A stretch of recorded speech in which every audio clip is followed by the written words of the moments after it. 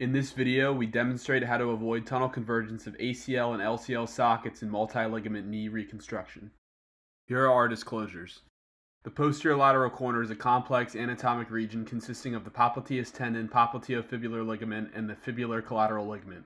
Inaccurate multi-ligament reconstruction can result in persistent instability, altered gait, and early joint degeneration. Tunnel convergence in multi-ligament knee reconstruction remains a challenging technical problem.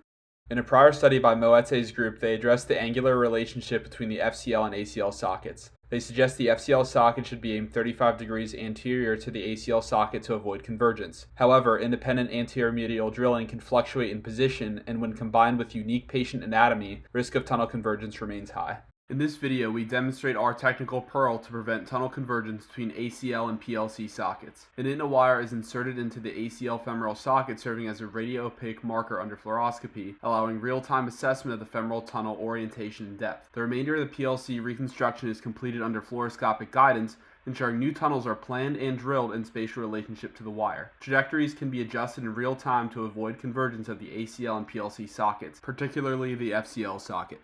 ACL femoral socket preparation is done in a standard fashion. Shown on the screen is the suspensory fixation device being flipped through the ACL femoral socket to the lateral cortex. This is confirmed under fluoroscopic imaging to be an appropriate position. Now we demonstrate placement of the INTA wire. The knee is flexed to 110 degrees to drill the ACL femoral socket. Under arthroscopic guidance, the INTA wire is inserted into the socket as shown on the screen. This is verified under fluoroscopy, showing the depth and trajectory of the socket. Note, due to knee flexion, the wire tends to migrate anteriorly, showing us the anterior-most part of the socket, which is at highest risk of tunnel convergence. Standard fibular-based PLC reconstruction technique is utilized in this video as previously described. Shown are AP and lateral fluoroscopic views of standard popliteus guide pin placement, showing how anterior the guide pin is to the ACL femoral socket, marked by the INTA wire. When the popliteus socket is aimed adequately anterior to the ACL socket, the risk of tunnel convergence is low.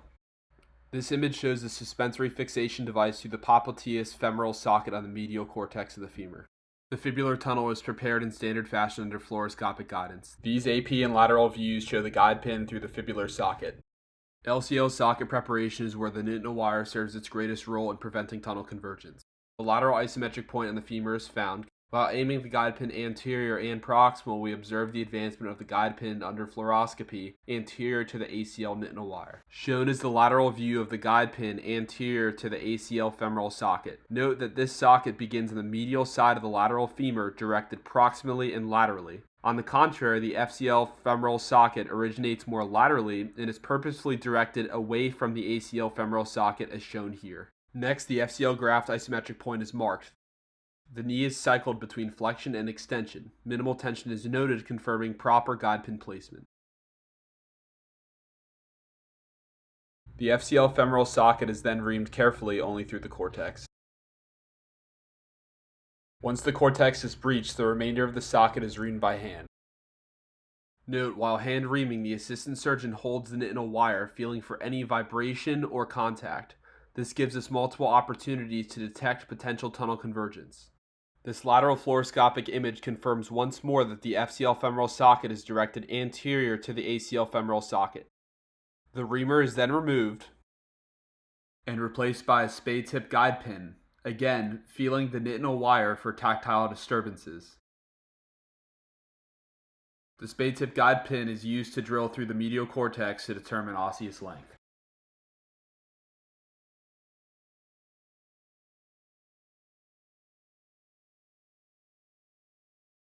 The FCL graft is shown successfully inserted into the femoral socket, and the INTA wire is removed.